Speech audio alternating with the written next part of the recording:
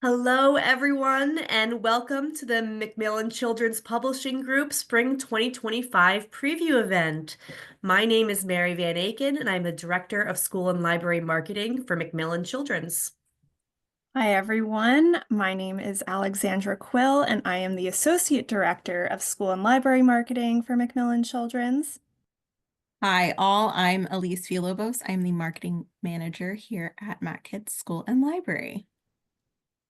Next slide, please. We are so excited to give you an overview of our Spring 2025 list of titles, including picture books, chapter books, middle grade and young adult titles, and even some adult titles from our imprints at Macmillan Children's. Those imprints include Feiwel and Friends, Farrar Straus Giroux books for young readers, Henry Holt books for young readers, First Second, 23rd Street Books, Roaring Brook Press, Neon Squid, and Odd Dot. Next slide, please. We'll kick off with a talk with a debut picture book creator, Kristen Mei Chase, talking about her picture book, We Are American Too. We are also very excited to have a special guest joining us live, National Book Award-winning author Dr. Ibram X. Kendi, who will be in conversation with executive editor at Farrar Straus Giroux Books for Young Readers, Grace Kendall, talking about Malcolm Lives. Next slide, please. A few housekeeping notes before we begin.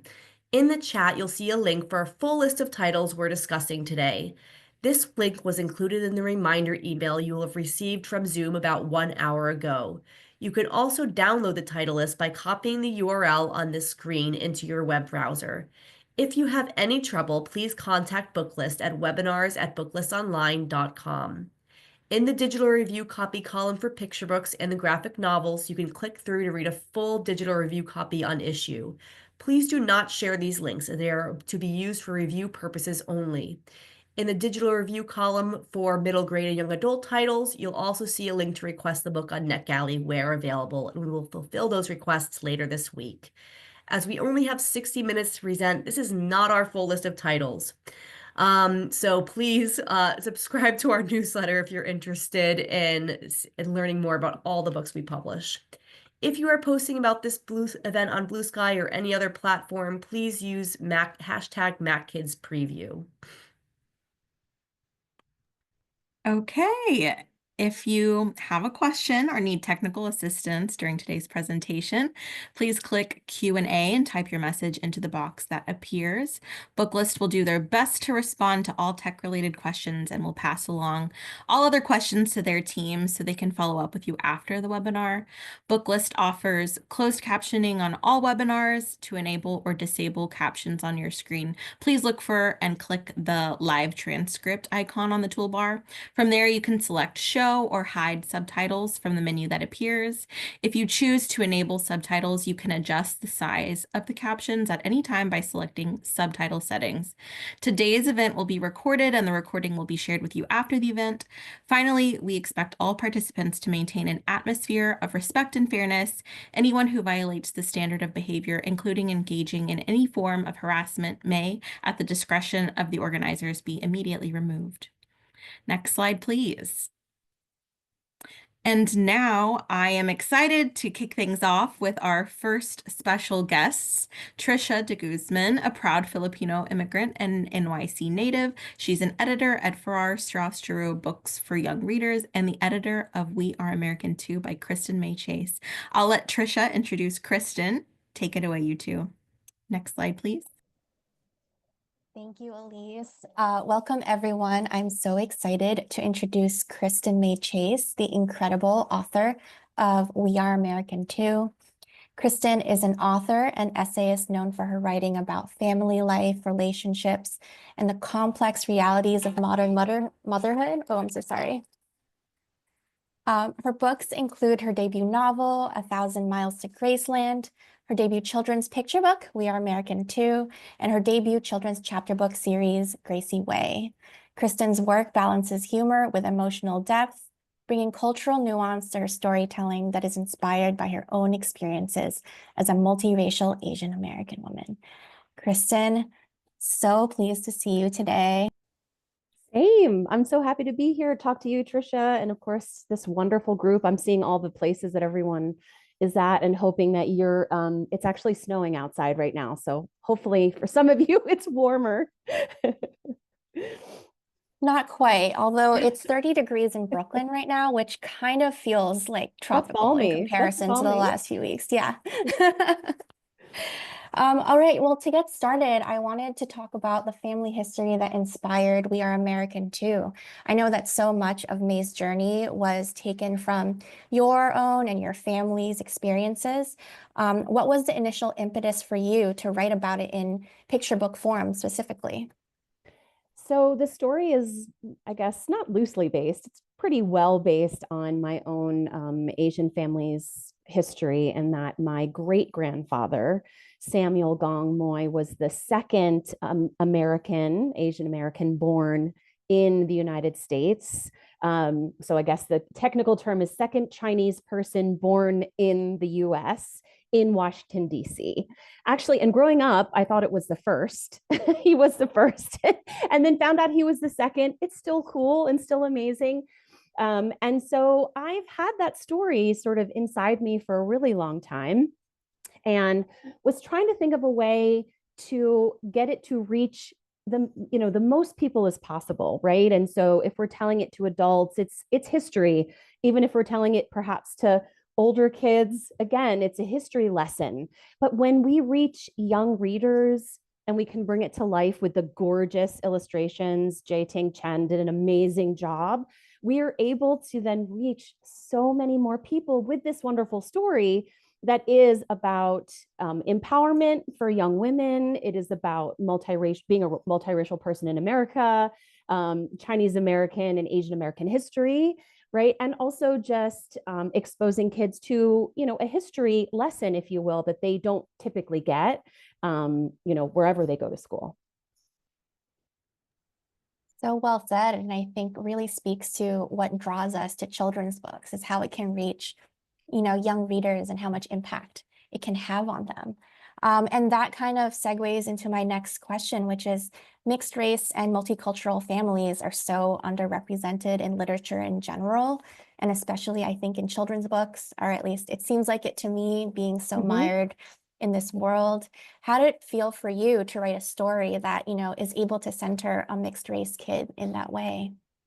Well, as a mixed race kid myself, my mom is Chinese, and that the story is really based on her history. My father is German. And so I just never saw myself in stories. And I think we hear that all the time. The folks here, teachers and librarians and folks working with kids know books, you see that a lot of kids aren't represented. So for me, it was just a wonderful opportunity just for kids who are mixed race to be able to see themselves.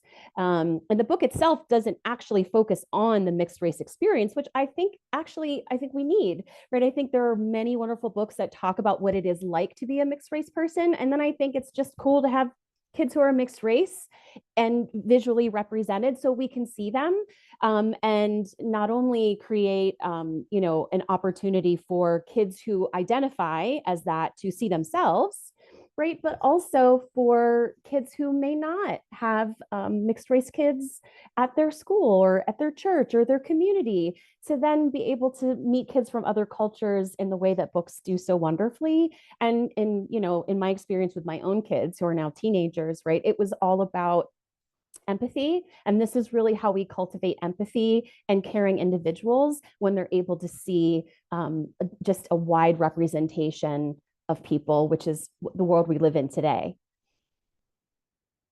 Really well said. I think that speaks a lot to, the way that books are mirrors and windows. You either see representation in the pages and feel seen, or you're introduced to an experience and a person that you otherwise wouldn't get to know.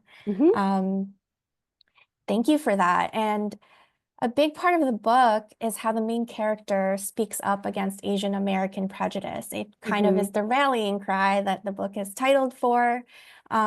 How did you decide to include this kind of like civic engagement in a picture book? It's such a fine line to balance something like that serious and sophisticated with, a character that belongs in a picture book and makes it, how was that experience for you? How did you feel like you got to a place where it was meeting, the reader where they're at? Yeah, I mean, spoiler alert, right, Trisha? That's where the book goes. If y'all are wondering. Here's the thing that I loved about picture books with my own children and in my own life, as you know, it was such an important connection that I have with my own mother and with my own children, is that picture books in particular allow us to address very challenging and difficult topics with kids in a way that allows them to understand it and digest it.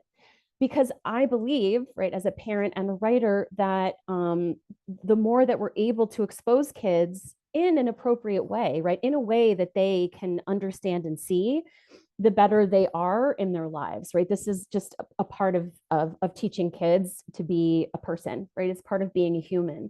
So I have relied myself on picture books to help my own children deal with grief or understanding someone else's experience that may be challenging, dealing with hard feelings. And so this felt like the perfect way to do something like this.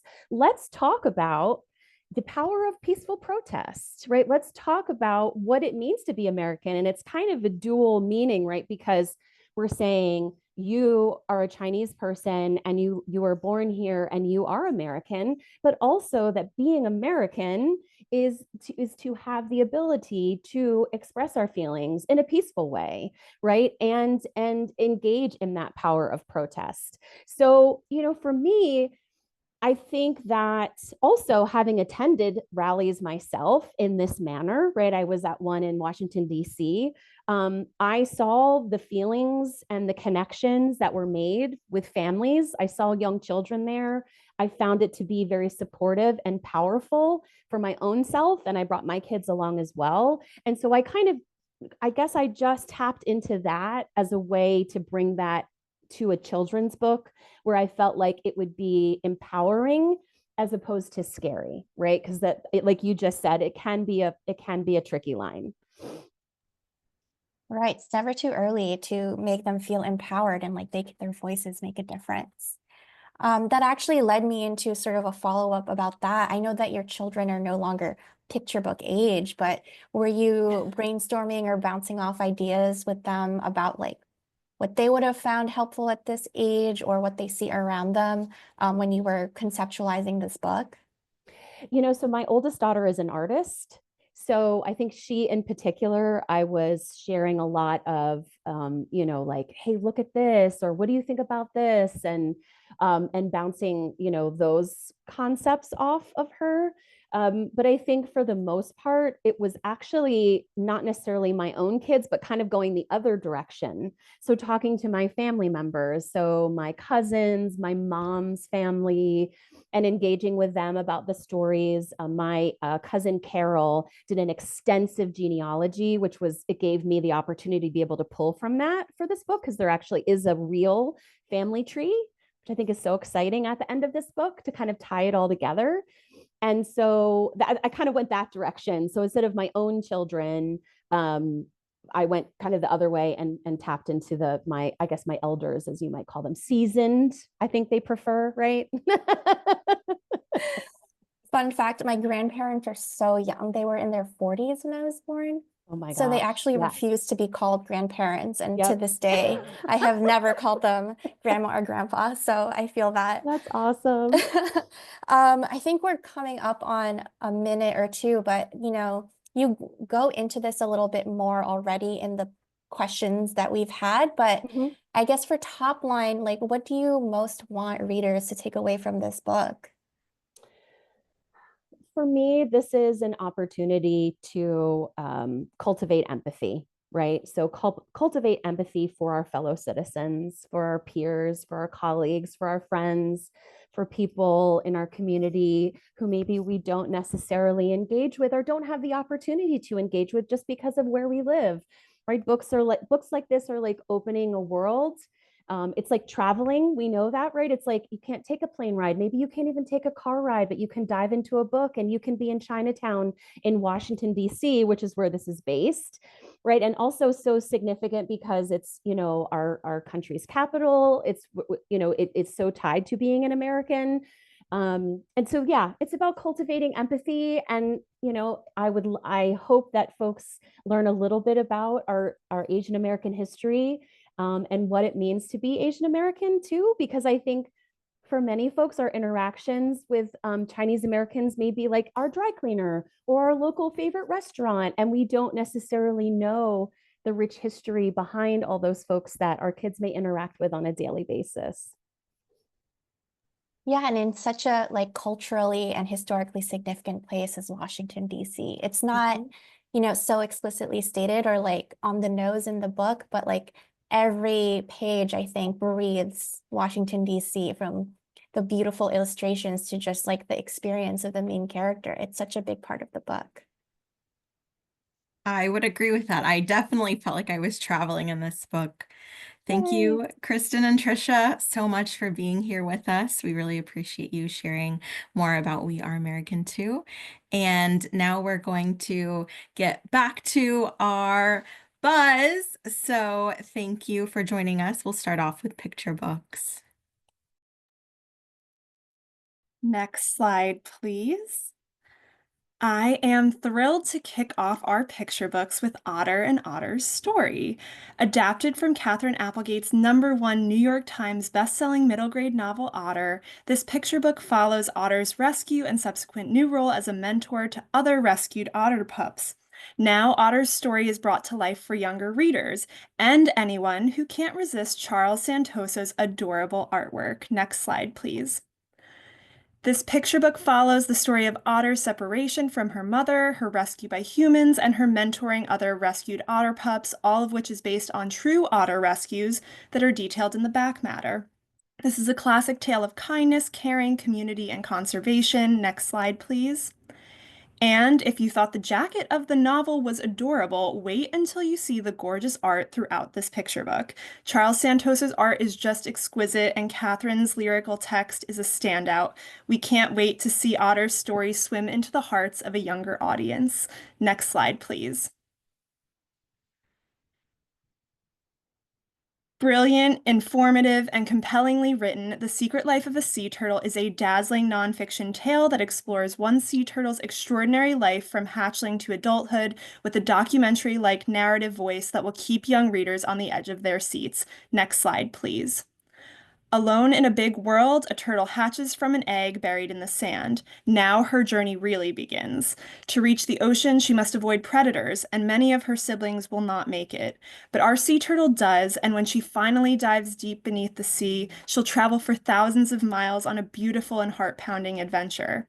Author Madalena Bercy is a passionate scientist, active conservationist, and president and co-founder of the Ocean Conservation Society, a nonprofit conducting long-term marine mammal research. Her expertise in the field shines through in this unique picture book. Next slide, please.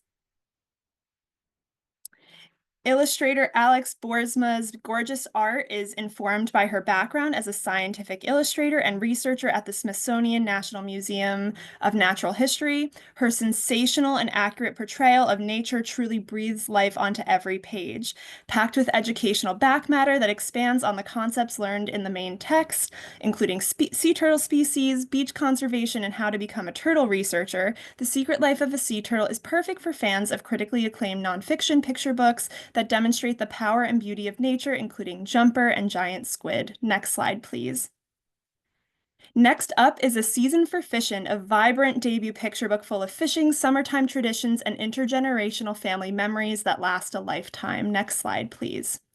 Cher's biggest wish is coming true. She's finally old enough to join her grandfather on Old Cane River, and she can't wait to catch a mess of bream for the evening feast. But when things don't go as planned, Cher learns the true importance of Fish Fry Friday, and it's not the big catch. Next slide, please. Inspired by the author's Cajun upbringing, A Season for Fishin' is a delightful read-aloud that highlights a joyous occasion for a Black and intergenerational family from Louisiana. Perfect for fans of Island Born and Fry Bread, this is a lyrical picture book that's bound to make readers, young and old, recall their tastiest childhood memories. Next slide, please. What was the first Juneteenth like? Our main character asks in this sweet contemporary picture book about Juneteenth celebrations through time and the power of intergenerational storytelling. Next slide, please. As the young girl goes around her neighborhood block party asking different members of her community, each person, from her teenage cousin to her elderly neighbor, tells her about past Juneteenth celebrations from their own childhoods. Their stories help her better understand the holiday, encouraging intergenerational relationships and dialogues, and offering young readers both a fun and informative reading experience. Next slide, please. The thoughtful and playful art throughout this book perfectly captures the joyful, resilient spirit that is present in this holiday. Author Courtney Nash combined extensive research and personal storytelling to create this standout picture book. Back matter provides more details about the history of Juneteenth and the way it's celebrated, specifically highlighting Juneteenth's food traditions with a delicious recipe. Next slide, please. Everyone knows what it's like to be the new kid at school, worrying about making new friends. When You Go to Dragon School takes that relatable experience and gives it a fun, magical twist that's full of heart and emotional resonance. Next slide, please. The human school is full, no space for even one more student. But don't worry, a spot at the local dragon school is waiting for you. So begins this uproarious picture book full of hilarious magical creature shenanigans. With a clever second-person narrative, readers are invited directly into the fun alongside Dragon School's new students as they learn how to polish their scales and breathe fire, among other essential dragon skills. Next slide, please. This picture book has got kid-friendly humor, a nicely subtle theme of friendship and being the new kid, and plenty of back-to-school yet evergreen appeal. Perfect for fans of Dragons Love Tacos and We Don't Eat Our Classmates. This hilarious picture book is sure to become a favorite read aloud. Next slide, please. Burnout is real, and burnout even reaches our celestial bodies. From the creator of Hidden Gem and Sour Apple comes a new out-of-this-world picture book about a star who loses their shine from the pressures of overachieving. Next slide, please. This new picture book from social emotional learning maestro Linda Liu tells the story of a star who loses its light from the pressure to be the shooting star that someone wishes on. Falling from such great heights, our star reflects on their feelings of inadequacy and self-esteem struggles. Next slide, please. But in a sweet and unlikely twist, our star finds a new purpose in life and once again finds its shine. Filled with charming illustrations and strong social emotional learning hooks that don't sacrifice humor, Falling Star is a relatable read aloud that will encourage readers to always find the courage to glow again. Next slide, please. From award-winning author Costantia Manoli comes a timely story about peace, forgiveness, and the dreams of a lonely fig tree. Set on the glittering island of Cyprus, we encounter a tree whose fruit is ripe for picking, yet there is no one around for her to share it with. Though it is teeming with life, the island has long been separated by fear and war. The tree stands alone, remembering when both sides of the island lived as one, sharing their fruits, their culture, and their language. Next slide, please. And she remembers when all of that understanding fell away as war came to Cyprus and divided the island in two, literally by a barbed wire fence separating the people of Cyprus, leaving the fig tree alone in the middle. Next slide, please. With time, the communities and friendships that once crossed this divide are forgotten, but the tree never forgets. She knits her roots deeper, ready for the next season to come and the courageous changes it may bring. Leah Giles's vibrant cut paper art is gorgeous, perfectly complementing the sensitive and lyrical prose that form this heart-wrenching story that is buoyed by hope, resilience, and a universal desire for peace and friendship across divides. Next slide, please. Dan Gemeinhart is an author we believe can do anything. He's a former elementary school librarian with a keen understanding of stories that will resonate with readers gleaned from his years spent in schools. It is from these years in schools that the idea for the gingerbread monster was born. Dan saw just how many teachers have gingerbread units and knew he had a character ready for prime time. Next slide, please. Meet Frank N. Stein, a scientist on a mission to craft the perfect sugary concoction. But when he's mixing up his famed gingerbread mix, one of his science experiments tips into the batter and the gingerbread monster comes alive, and it's hungry. Next slide, please. The gingerbread monster chases after Frank and terrorizes the town, groaning, "Fra, fra, fran." But I'll spoil the ending for you. He's actually just trying to say friend. We love this very funny but also extremely sweet story that reminds young readers to not jump to conclusions and to take the time to find understanding, even when that seems impossible, because on the other side of a terrible miscommunication might be a very good friend. Next slide, please. And now a book about books, the CAMEL Library. This is the true story of Pakistan's first CAMEL library, which reconnected Pakistani children to the wonders of reading in the midst of the COVID-19 pandemic. Next slide, please. And here are some beautiful interiors from the book. Next slide, please. And now here's author Marzieh Abbas to tell you more. Next slide, please.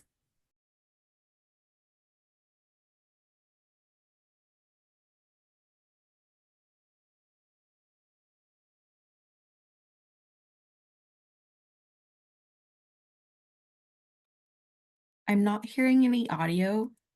Can we restart the video?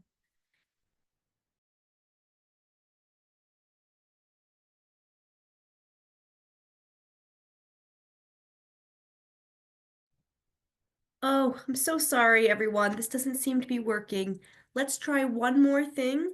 Zoe, if you unshare your screen and reshare it again with the button click to say share computer volume, let's see if that works. If not, we will share this with you all after the event because it's a really great video. Hello, I am Marzieh Abbas joining you today from Karachi, Pakistan. I'm here to tell you about my upcoming book, The CAMEL Library, a true story from Pakistan. The story is told from the point of view of Roshan, the camel, and follows him and his human Murad as they take on the mission of bringing books and learning materials to children in rural areas when the pandemic hits Pakistan. As I researched for this book, I was fortunate to meet with Mrs. Basarat Kazim of the Alif Leila Book Bus Society and Mrs. Rahima Jalal of the Female Education Trust, and I was also able to speak to Murad, the owner of Roshan, and get inside information about his peculiarities and how it is to travel with him to remote villages all over Balochistan, the province in which the CAMEL libraries began. My hope for this book is that children, teachers, and librarians all over the world will enjoy hearing the story from Roshan's point of view and remembering that books do not just bring stories, but also joy, hope, and connection to all those who read them. Next slide, please. And we have more must-read picture books. Next slide, please. Including new books from Jimmy Fallon and Deanne Wiley. Next slide, please. Jory John and Randy Rainbow. Next slide, please. Some new social emotional learning picture books that are perfect for back to school. Next slide, please. A new Worry Worry Whale book. Next slide, please. Evelyn Witch Gets a Pet, illustrated by Charles Santoso. Next slide, please. Penelope Weathervane's Grumpy Day. Next slide, please. And two more fantastic SEL-focused reads. Next slide, please. As well as some more fantastic nonfiction reads. Next slide, please. And rounding out our picture books with new titles from Odd Dot.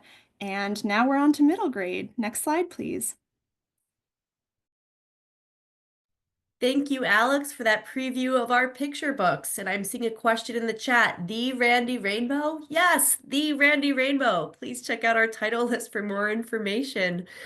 Next slide, please. I am so excited to kick off our middle grade preview with Return to Sender by Vera Brosgol. Vera is an author who can truly do anything. Her debut graphic novel, Anya's Ghost, became a runaway hit with a gazillion starred reviews. Then she made a picture book, Leave Me Alone, and guess what? It won a Caldecott honor. She moved on to hugely successful middle grade graphic novel memoir, Be Prepared, and last year released the critical darling, Plain Jane and the Mermaid. So what's next? After saying all that, this might sound bold, but her best book yet. Return to Sender has the whip-smart humor and quirk of the Phantom Toll Booth and the everyday magic of the Lost Library. When 11-year-old Oliver lost his dad, he and his mom lost everything, their home, their old lives. Then out of the blue, they inherit this and move into his great aunt's apartment, where he discovers a very strange mail slot in the middle of the living room. He discovers that if he writes a wish and sends it through the mail slot, a piece of paper comes out with directions on how to start a chain reaction that will fulfill even his wildest dreams. This comes in handy when he starts at a new school that's very fancy and he feels extremely out of place. So what does the poor kid in a rich kid school do? He starts using that mail slot. Do his wishes bring consequences and chaos? Of course. Is there an ending that will blow your mind? You bet. Is there awesome art throughout? Absolutely. Next slide, please. I'll show you a little bit of that art now. This is truly a joy to read, and I'm so thrilled to share this with you all today. Next slide for one more look at that art. And next slide, please. Next up, we have Gus and Glory by Sarah Guillory, a big-hearted and delightful tale about an unexpected friendship between a girl and dog and the neighborhood mysteries they solve together. If you have patrons or students who are big fans of mysteries, this is the book for them. It follows Glory, a 12-year-old with a penchant for solving mysteries, and Agatha Christie, who knows that the truth can always be found by those who know how to look for it. But when Glory's mom leaves, she's faced with one mystery she can't crack. Why did her mom leave her, and will she ever return?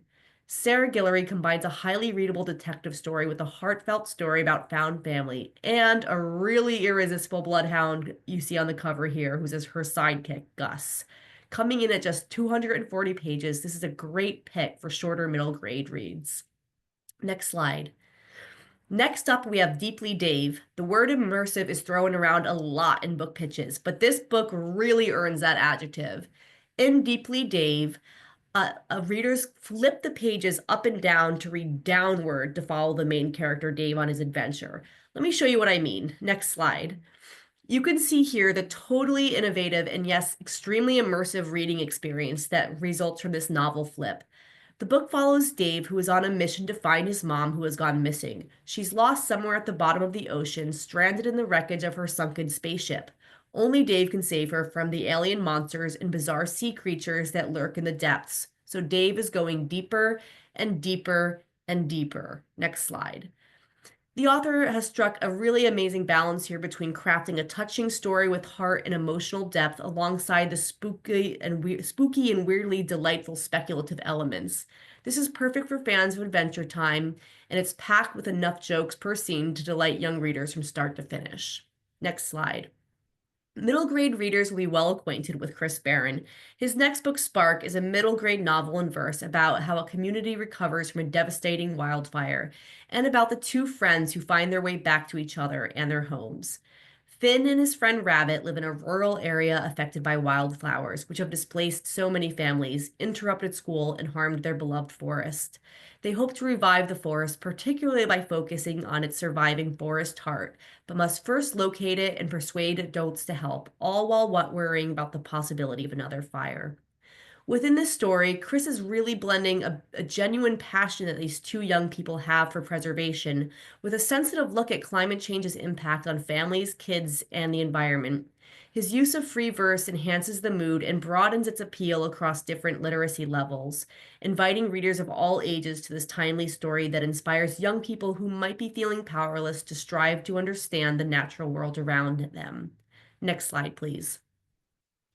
Get ready for an exciting adventure with award-winning New York Times bestselling author Nnedi Okorafor and illustrator Tana Ford. Space Cat is a graphic novel about a cat named Periwinkle who must save his town from an alien invasion.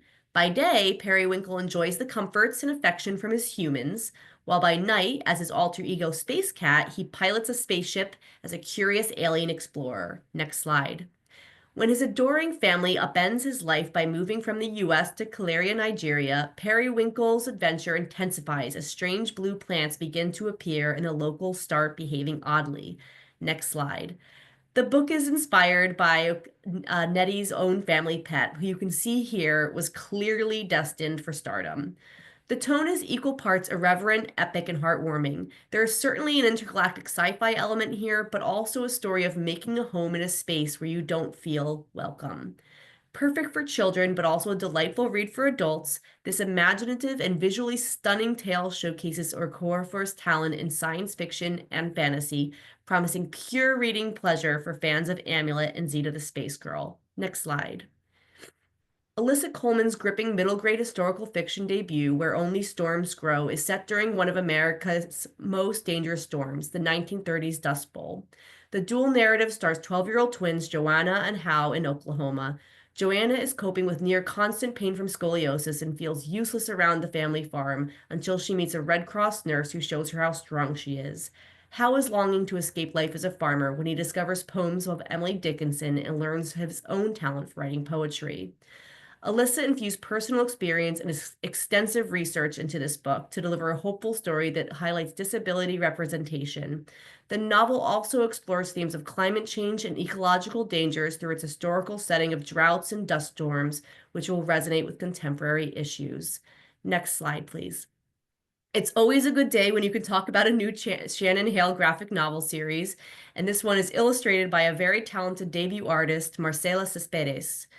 In Dream On, we're introduced to Cassie, a highly imaginative kid who has both big dreams and a really big family. They live in a cramped house and don't have a lot of money to spare, so when Cassie gets one of those "You're the winner" letters in the mail, she starts to dream about winning all of those amazing prizes and how she could use those prizes to win over everyone she loves. Really, she's very desperate for attention from her busy family and to make sure she doesn't lose her best friend to a mean girl in her class.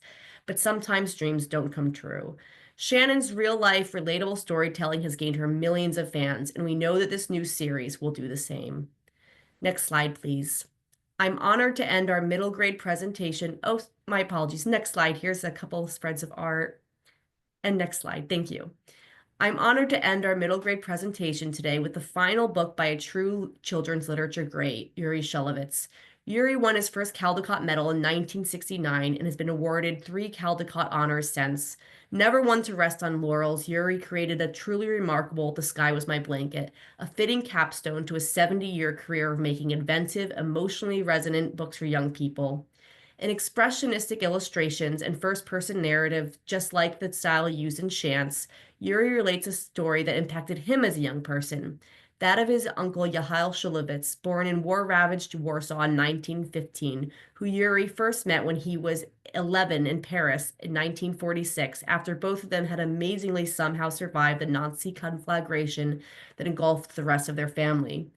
Desperate to escape the confines of his strict Jewish home and community, Yahail was a dreamer and a free spirit who ran away from his claustrophobic Polish town at 15. Lacking any formal identification or education, he drifted his way across 1930s Europe, learning trades, adopting different identities, and eventually joining the fight against fascism. Told through his eyes in compact, compelling chapters, this is an inspiring book about a young-at-heart everyman hero who should be admired for his courage, resourcefulness, and his resilience. The book concludes with an 8-page color insert featuring photographs, memorabilia, and paintings by Uri's uncle, for that became his true chosen career after he retired from many decades as a tailor. Please take a moment to look at the review copy we've made available in the title grid. This is an unforgettable book, and we hope you'll all join us in celebrating this career capstone by one of the greats. Next slide, please. We have more continuing series for you to browse at our title grid. Next slide. Including the 3rd book in the Green Wild series. Next slide, please. And we have even more middle grade available on NetGalley. Next slide. Next slide, please. And next slide. So please take your time as you browse through those additional titles. They're all so winning. And now for young adult. Next slide, please. Written by Axie O, author of New York Times bestselling novel, The Girl Who Fell Beneath the Sea. We have The Floating World. It is the first book in a new epic duology from Axie. It reimagines the Korean folklore of celestial maidens, which are graceful beings often associated with mountains and possessing magical abilities and the power of flight. Think of this as Shadow and Bone meets the Final Fantasy video game franchise. The story follows Rin, a bubbly young acrobat, on a quest to save her adoptive family, even at the risk of returning to the floating world, the magical land adrift in the sky where the royal elite stay safe and wealthy while casting the rest of the world in endless suffocating shadow. When her path crosses with that of Sunho, a soft-spoken sword for hire with few memories of his own past, they soon discover that their destinies are more intertwined than they could have ever imagined. With the 2nd book scheduled for later this fall, readers won't have to wait long to enjoy more. Next slide, please. Hot off the heels of Nick Brooks's debut, Promise Boys, which received an Odyssey Award for Best YA Audiobook and was a Boston Globe Horn Book YA honor, he's written Up in Smoke. This is another twisty-turny mystery with a spotlight on tough topics and includes themes of social justice that center around characters of color. For fans of The Hate U Give and Ace of Spades, this is a dual point of view YA thriller with a strong romance thread. It follows two DC teens, Cooper and Monique, as they seek to exonerate Monique's brother in a murder investigation following a shooting at a protest in response to a police killing of a young Black boy. But what Monique doesn't know is that Cooper's hiding a secret that could end up upending their rekindling relationship. He was at the protest with her brother, yet not to protest, but to loot, and video footage could implicate Cooper as an accomplice in a crime he didn't commit.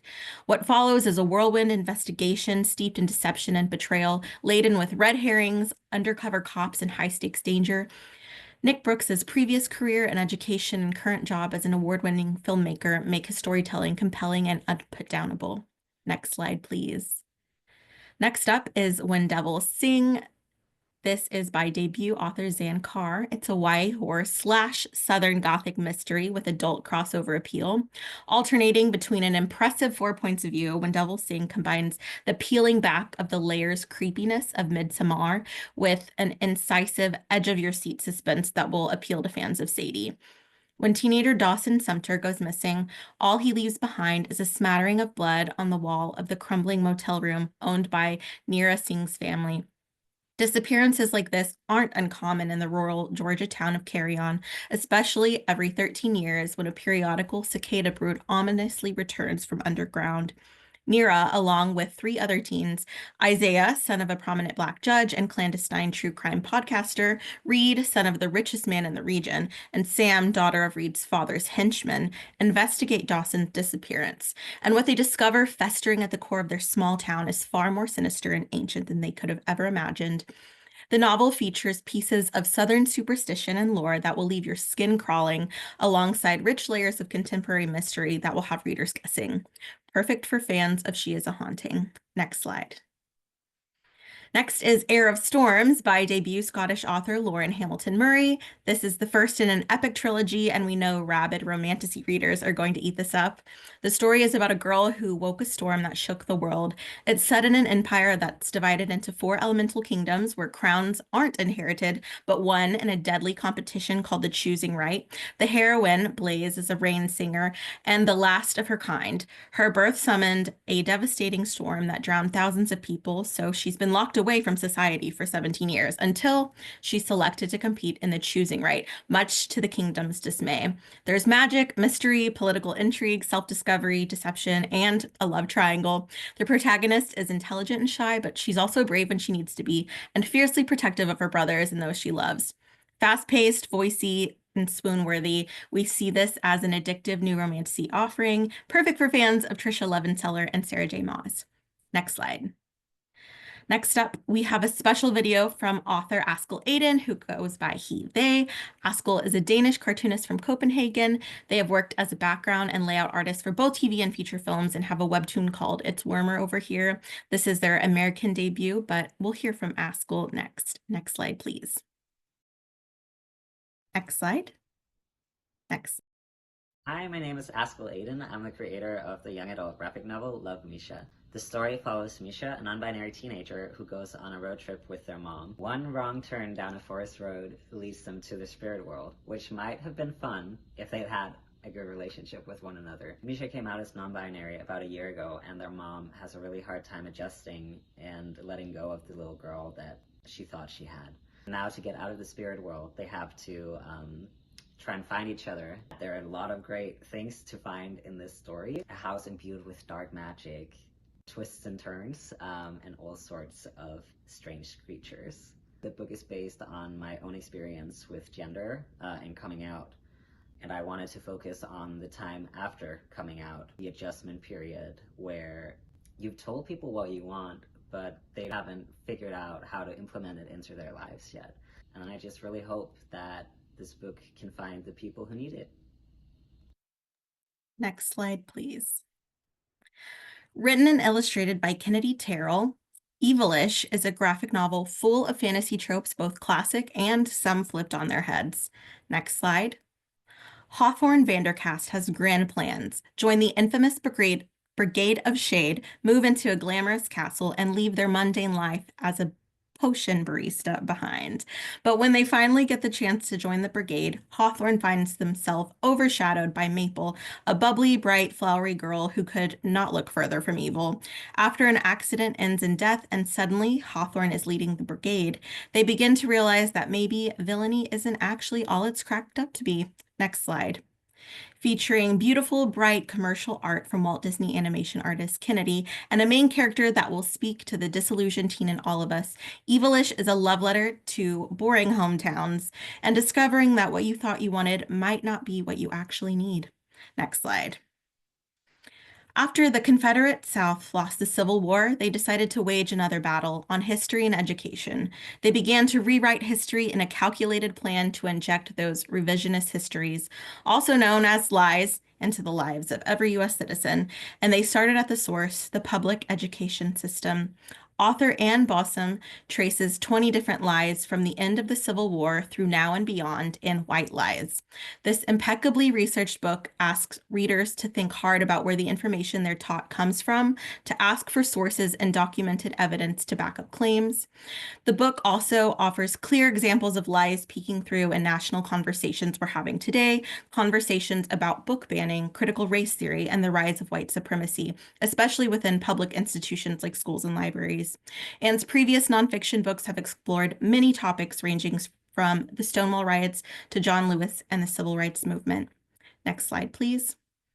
And we have a longer list of exceptional YA titles coming soon to check out on NetGalley. Next slide. Next slide. Next slide. And moving on to adult, next slide. Our seasonal list is about to get even bigger with our exciting new adult graphic novel imprint, 23rd Street Books. We wanted to kick off our preview introduction to 23rd Street Books with this moving graphic memoir in the vein of Almost All-American Girl and Persepolis. Next slide. Breadcrumbs is a coming-of-age story set in Poland in the late 80s as the country transitions from communism to capitalism. During this time, Poland faced astronomical inflation, crippling food shortages, and severe worker discontent, and a rapid transition which leaders dubbed shock therapy. The country changed just 3 years before author-illustrator Kasia was born. Next slide. As Kasia becomes a teen and a young adult, the far right rose up, took control of the Supreme Court, and threatened to roll back democracy altogether. Next slide. Kasia Babis sent us a video to tell you more. Babis. I am from Poland. I have lived here all my life. I was born 3 years after my country transitioned from a communist to a capitalist state. And this is what my book, Breadcrumbs, is about. It's about how my country has changed, but also how I have changed. So it is a coming-of-age story, but with heavy political undertones, discussing topics like abortion rights, division of church and state, dismantling checks and balances in the government. It was important for me to somehow encapsulate the atmosphere of Poland, of its rapid growth and the cultural shift. So my hope would be that you can find something new and interesting in my book, but also maybe something that resonates with you. Next slide. And we have more books to come from the 23rd Street list that you can request on NetGalley. Next slide, and that's it for adult. And now I am so excited to introduce our final guest of the program, National Book Award-winning author Dr. Ibram X. Kendi and Dr. Kendi's editor, Grace Kendall, executive editor at Farrar, Straus & Giroux, Books for Young Readers. They'll be in conversation talking about Dr. Kendi's highly anticipated new middle grade book, Malcolm Lives. Grace, take it away. Hi, everybody. Welcome. Thank you for joining us this afternoon. You all probably know Ibram as the National Book Award-winning historian and the author of the New York Times bestsellers Stamped for Kids with Jason Reynolds and Sonia Jerry Paul, How to Be a Young Anti-Racist with Nick Stone, and bear a coon with the Zora Neale Hurston. And maybe you even know that he was named a MacArthur Genius. But I have had the pleasure of coming to know him through hours spent at the New York Public Library's Schomburg Center microfilm reader, silently gliding through images from the Malcolm X estate. Every day for the past few months, I've seen his passion for history and his meticulously sourced work. No joke, this book has almost 40 pages of source notes. And in the rhythm and flow of his written words, I've come to learn that Ibram has a uniquely compassionate and clear-eyed view of Malcolm X. For the past 20 or so years, I would argue that he has not been pursuing Malcolm's story, but rather Malcolm's story has been pursuing him. Quite simply, Ibram X. Kendi brings history to life. So, Malcolm Lives, if you don't already know, is a groundbreaking biography of Malcolm X for upper middle grade readers. I'm sure everyone in this room remembers Walter Dean Myers's Malcolm biography from 30 years ago. Well, this is the biography for the next 30 years. So, Ibram, over to you. Why did you decide to write Malcolm Lives, and where did you gain inspiration along the way? Well, I mean, I wanted to ensure that our young people could be inspired by Malcolm's story in the way so many adults have been inspired and transformed by Malcolm's story. I didn't really come to know Malcolm until I had already been in college. And, you know, why can't we have 10 and 11 and 12-year-olds learning about one of the most important sort of figures in American history? And why can't they also learn about everything Malcolm had to go through as a young person before he could become the person that we know him today? Why can't they learn about all the different ways he changed his views, which would inspire them to constantly grow and think? So yeah, I'm just excited. You know, I mean, this was an opportunity I couldn't pass up to work with you, Grace, and to work with the Malcolm X estate to put together this biography. We are so excited to be working with you. So from an editor's perspective, I think that even though this is nonfiction, it reads like fiction. It's also told in the second person, which you know, directly engages you with the child reader. I think it's very avant-garde for nonfiction. Was this format something that you knew you wanted to do from the start? I didn't necessarily know I wanted to do it from the start, but what I did know from the start is I wanted readers to not only learn about Malcolm, but to almost see Malcolm through the way the book is structured, through the way the book is written.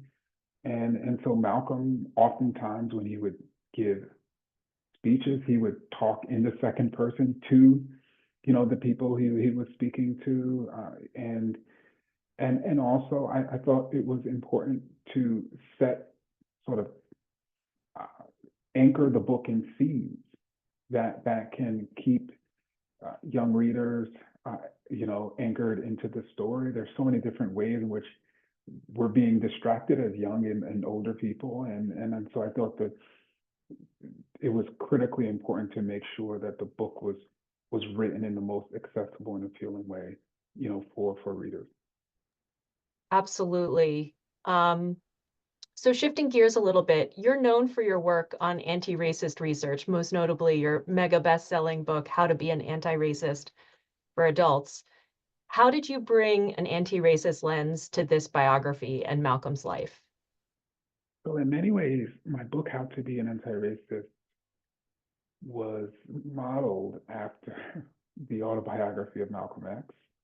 And for those of you, I don't know if you may remember in high school or college or last year when you read that autobiography, it largely is a story of Malcolm's, as he calls it, chronology of changes, how he sort of journeyed to think and to do, and so I mentioned that because in many ways my work is modeled after Malcolm, so it became a natural fit to almost now craft in a biography how Malcolm journeyed, how he transformed himself, why he was so invested in challenging racism worldwide. I 100% agree. I just love how you bring openness to the idea that we can change and that ideas change us. So I think that's going to be hugely inspirational and formative for a lot of young readers. So I mentioned that this book reads like fiction, but it's nonfiction. There are over 60 images from Malcolm's private letters and notebooks, some of which have never been published before. Can you give us a few highlights from the Schomburg Center microfilm reader? Any items that you were particularly excited that you found? So I'll give you three highlights and three letters that were sent to Malcolm X. So we not only have, private materials that Malcolm created, but also materials that other people sent to him. One was a letter from one of the greatest writers in history, Maya Angelou, who's writing to Malcolm X. They met and worked together, not only in Harlem, but they interacted when Malcolm visited Ghana in 1964. When John Kerry, who ran for president of the United States in 2004, I believe, when he was a student at Yale University, he wrote to Malcolm to ask Malcolm to come and speak at Yale. When Henry Kissinger was on the faculty of Harvard, he writes to Malcolm X, inviting Malcolm to come and speak, at Harvard. And so those are just three examples, private letters we have in Malcolm Lives. Amazing. So Malcolm Lives is your first solo children's book, though you're no stranger to writing acclaimed books about anti-racism for young readers. I mentioned them earlier. How is your approach to writing this book the same or different? What challenges did you face, if any?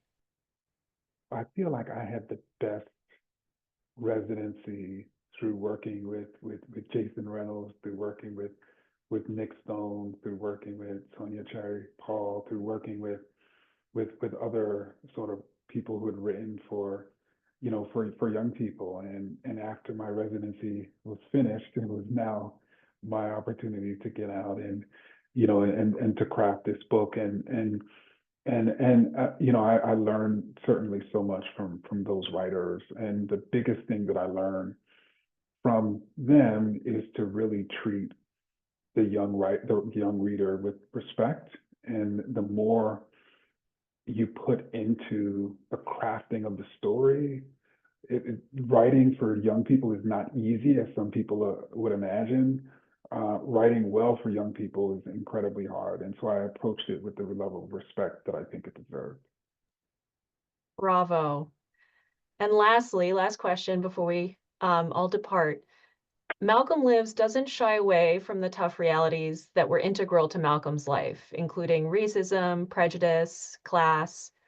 The book publishes on May 13th, the week of Malcolm's 100th birthday anniversary. How do you envision the text being used in classrooms? How should these librarians and educators use Malcolm's life to speak to current events? So another title of the book could have been History Lives, right? We really wanted to show the way in which historical figures and their messages and their activism and their ideas can still be relevant to the here and the now. And so in a way, Malcolm's voice and his life sort of allows young people to understand how the past is living today. And so one of the things that I did throughout the book was there were these split screens in which I'm sort of describing a setting as Malcolm saw it, and sort of also writing as that setting is today, so that the reader could sort of see how things change and also how things remain the same. And so they could, or even using Malcolm's voice to speak to particular issues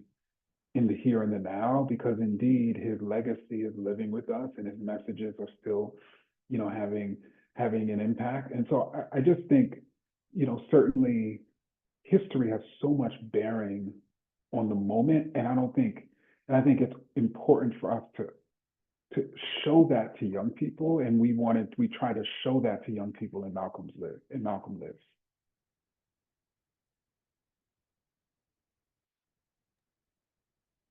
Thank you so much, Dr. Kendi and Grace, for this insightful and incredible conversation. We appreciate you both so much. Thank you. We really do. Thank you for joining us. And thank you everyone for attending today. We just want to send a heartfelt thanks for taking time out of your day to come. And now a few notes from Booklist, and we'll pull up those slides again. Next slide. Next slide. Amazing. Thank you again so much to our special guests, Kristen Mei Chase and Dr. Ibram X. Kendi, for their wonderful insights, and to the whole MacKids School and Library team for such a fantastic preview. Tomorrow, all attendees will receive an email containing links to today's video recording, slide presentation, title list, and a certificate of completion. For more about Booklist webinars, be sure to visit booklistonline.com/webinars, where you can view archives of past webinars and register for upcoming ones like those you see here. You can also find out about the latest webinars on our social channels. Visit us on Instagram, Facebook, LinkedIn, and now Blue Sky. And just a note, we are no longer on X, so please find us on these other channels for the latest Booklist news and updates. Next slide. Booklist is back with a new series of free Reader's Advisory workshops on Wednesday, March 12th. Join us for 3 sessions led by library experts in the field, focusing on genre blending in adult and YA titles, nonfiction Reader's Advisory, and hot tips for hand selling. All sessions will be recorded, and to be sure you receive the recording and other workshop resources, sign up on our website. Next slide. New year, new website. Booklist is thrilled to share our newly designed website with an enhanced search engine, new recommendation resources, special content for ALA members, and so much more. Head over to booklistonline.com and start exploring. Next slide. And speaking of new content for ALA members, we are thrilled to announce that the digital version of Booklist Reader, the monthly Reader's Advisory magazine from the editors of Booklist, is now an ALA member benefit. Head over to our new site to start reading. And if you're not already a Booklist subscriber, you'll use your ALA membership ID to sign in. Next slide. Thank you again for joining us for today's webinar. Another huge thank you to our panelists and to our sponsor, the MacKids School and Library Marketing team. This concludes today's webinar. See you next time.